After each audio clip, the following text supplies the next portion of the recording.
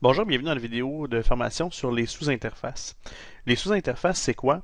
C'est simplement une interface d'un routeur, donc une espèce de carte réseau, si on veut, qui va être déposée sur sur une switch dans un VLAN donné. Donc, prenons par exemple ici, j'ai un routeur on a stick, qu'on pourrait dire. Donc, j'ai un PC ici qui est dans le VLAN 10. Ma switch actuellement, elle n'a qu'un VLAN qui est le VLAN 10. Puis par en haut, donc la switch ici est configurée en mode Access. Puis le câble réseau qui monte vers le routeur est un câble réseau configuré en mode Trunk. Donc il va laisser passer les différents VLAN. Donc dans le fond, le routeur ici a accès à l'ensemble des VLAN de la switch. Puis par la suite, je pourrais évidemment créer donc plusieurs VLAN à l'intérieur de ma Switch. J'ai connecté plusieurs PC là, selon, exemple, le VLAN 10 pour mettre une classe, le VLAN 20 pour mettre un autre segment administratif, et on pourrait, dans le fond, segmenter notre réseau comme ça. Et dans le fond, les gens, faut qu'ils se parlent d'un à l'autre ou qu'ils simplement communiquent avec un réseau extérieur. Donc, ça prend à ce moment-là un routeur qui va aussi être présent dans le VLAN qu'on est donné. Donc, prenons par exemple ici le fait que je suis dans le VLAN 10. Donc, j'ai configuré mon PC sur la carte réseau avec 192.168.10.10. Donc, j'ai fait une classe de réseau, une classe C pour pouvoir que ce soit plus simple dans le fond ici.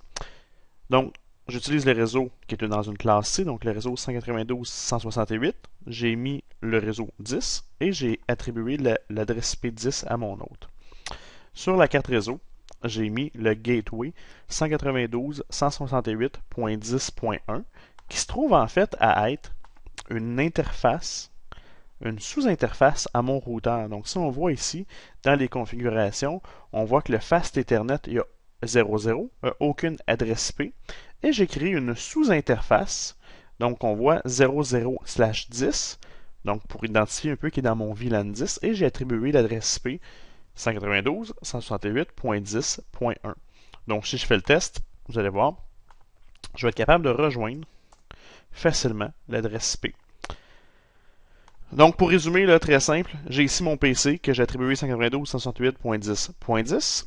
J'ai configuré ma switch ici pour que ce port-là, donc le port 0.1, le port 1 de ma switch, soit dans le VLAN 10. Et j'ai configuré mon port gigabit 1 vers ma switch en mode trunk, donc pour qu'il laisse passer l'ensemble des VLAN. Et j'ai configuré par la suite, pour terminer, ma sous-interface. Donc on va le faire ensemble, vous allez voir que le concept peut être compliqué, mais la configuration est plus simple que le concept. Donc pour commencer, on va faire les branchements. Donc j'ai dans ma switch ici le port 1 que je vais brancher dans mon PC sur le port réseau, donc sur la carte réseau. J'avais pré-entré dans le fond les configurations de ma carte réseau, je vais vous les montrer, 192.168.20.10 et aussi 192.168.20.1 pour ma passerelle par défaut qui va éventuellement être mon routeur. Donc, très simple, on va aller en ligne de commande, on va aller ici. On va aller dans la configuration, on va faire Enable, on va faire Conf-T, on va aller chercher l'interface FA0/1. On va faire un switch port mode access pour le passer en mode accès étant donné que c'est un poste. Puis on va tout de suite configurer, exit là-dessus, l'interface gigabit 1/1. Puis on va faire aussi le switch port mode trunk. Donc un trunk, ça permet de voir, le type accès est vraiment déterminé dans un VLAN donné. Et tandis que le port trunk a accès à l'ensemble des VLAN. Donc, vous venez de me faire penser, dans le fond, que je dois aller créer mon VLAN 20, donc VLAN 20, et je vais attribuer à l'intérieur mon port FA0/1 que j'avais configuré tantôt, donc mon port 1. Je vais dire switch port access VLAN 20. Donc, je viens, dans le fond, de brancher mon port à l'intérieur de mon VLAN 20. On va juste faire un petit résumé de tout ça. On va faire un show IP interface brief. On voit que l'adresse IP, le port numéro 1 est up. Et là, dans le fond, le port gigabit il est down parce qu'on n'a pas encore branché de câble réseau dedans. Ok, génial. Maintenant, on va aller faire un show Show VLAN. Show VLAN, on voit que dans le VLAN 20, j'ai ici le port FA01, donc mon port 1 qui est configuré dans mon VLAN 20. Donc jusqu'à présent, ça va bien. La première étape est faite, j'ai accès à ma switch. Donc de ma switch, on va faire le lien vers le routeur, puis par la suite, on va créer l'adresse IP du routeur, on va la mettre dans le VLAN 20. Fait que je vais avoir besoin d'un câble réseau que je vais venir brancher ici dans mon routeur. Je vais prendre le port 0 et je vais venir le brancher dans l'interface qu'on a déjà configurée, donc l'interface Gigabit 1.1. Excellent. Donc ça c'est configuré. Il me reste maintenant à aller configurer mon routeur. Donc pour configurer mon routeur, ça va être simple. Je vais aller en Enable. Je m'en vais en mode Conf-T. Je vais aller faire sur mon interface FA0/0. On va commencer par lui faire un no-shot pour partir le port. Donc vous voyez que la couleur elle a changé ici, elle est passée maintenant au vert.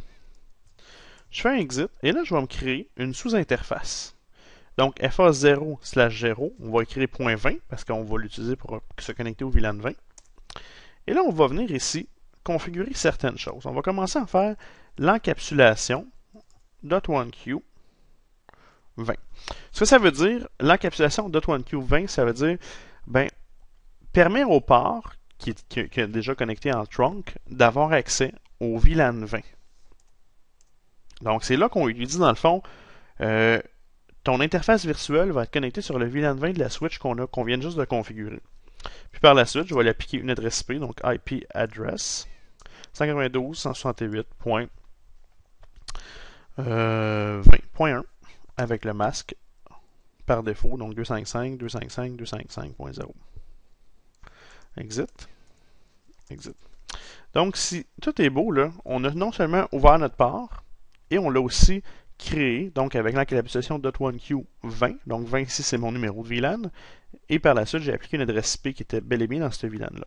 Donc, si tout est beau, on devrait assez rapidement voir une connectivité. Donc, si je fais ping 192.168.20.1 de mon poste, on voit qu'il y a bel et bien une réponse qui se fait.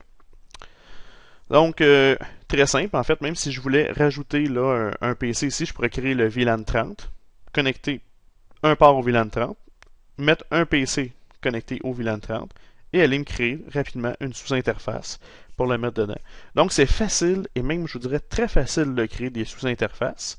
Puis, par la suite, c'est vraiment le routeur qui va faire la job de passer l'information d'un VLAN à l'autre. Donc, tous vos PC sont configurés avec une passerelle par défaut. Donc, la passerelle par défaut qui est en anglais le gateway. Le gateway, c'est vraiment, dans le fond, la job du routeur. C'est vraiment lui qui va vous permettre de soit parler à un autre réseau ou éventuellement parler à un réseau étendu comme l'Internet. Donc, ceci résume rapidement un peu comment on fait la configuration des sous-interfaces sur des switches et des routeurs Cisco. Bonne journée!